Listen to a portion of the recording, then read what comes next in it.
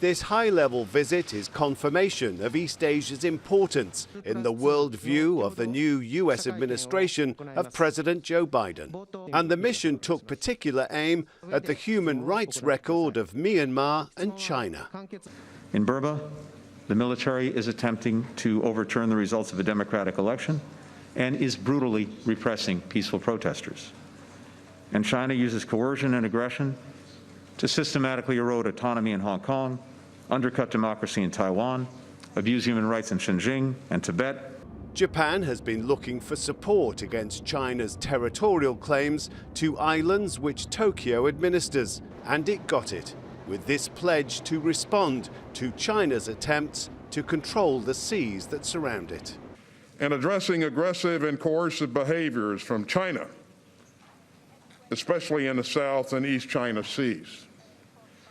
I know Japan shares our concerns with China's destabilising actions. Japan also got an assurance from the US that it remains committed to the complete denuclearisation of its neighbour North Korea. But more fundamentally, this visit is a chance to reset relations after 4 tumultuous years under the previous administration of Donald Trump. So things were all over the map. So I think there is an appreciation that Biden seems to have a much more focused strategy. In principle, the U.S. is going to be, under the Biden administration, much more concerned about how the U.S. speaks with its allies.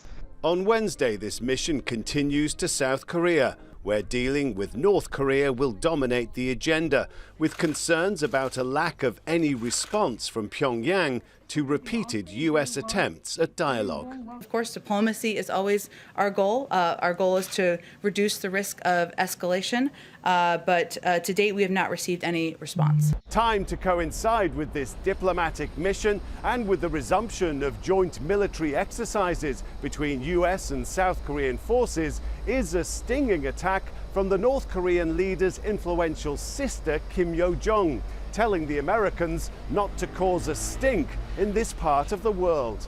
A warning of how relations could slip back into the acrimonious saber-rattling of the past.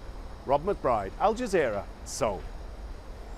Well, Jonathan Berkshire-Miller is a senior fellow with the Japan Institute of International Affairs. He joins us now by Skype from Ottawa. It's great to have you with us on this news hour. We were hearing in that report there's been lots of warm words for Japan. Do you think the Japanese governments will be reassured after this initial visit?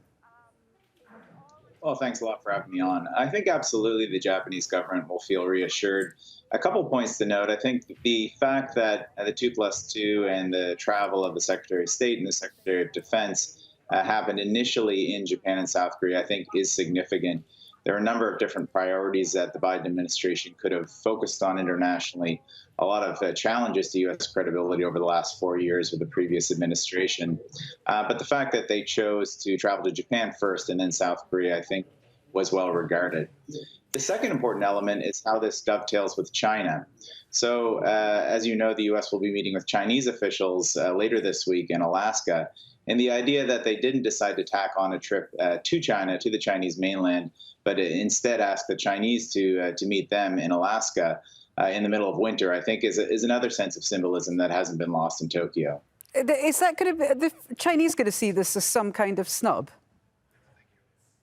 Well, I think that they're realizing the situation that they're in. I think that this, this meeting happened in Japan, and I think there will be similar themes in South Korea. Some of the language in the joint statement, for example, it's quite direct, and while the U.S. and Japan alliance is always focused on the challenges of China, for there to be such an explicit language on Chinese coercion, Chinese aggression, whether it's around the Senkaku Islands in the East China Sea, or whether it's more broadly the economic coercion that other partners, such as Australia and Canada, are facing, it was quite explicit. So I think the Chinese are aware that even with this new administration in Washington, things haven't structurally changed very much with this strategic competition. Given the way this trip has progressed so far and the events that we're looking forward to in the days to come, what would you say is more important to the US administration here? Is it countering China and the threats from China, or North Korea, which has long been a concern of not just the United States, but the wider Western world and neighbours in Asia? It's a good question. I think the U.S. is going to have to balance both of these priorities. I think, the short answer to your question is the short, medium, long-term challenge in the region will be meeting China's rise and some of the coercive elements of that rise. But North Korea cannot be forgotten either. And I think that we're seeing this play out right now as the Biden administration made entreaties and made initial chances to kind of have that dialogue with the North Koreans and have been rebuffed. So you're seeing in this trip, this is a chance, especially with South Korea, but also with their Japanese ally, to articulate a strategy on North Korea and do that in tandem with their allies. OK, great to get your thoughts. Thank you so much. Jonathan Berkshire Miller joining us live from Ottawa. Thank you. Thank you.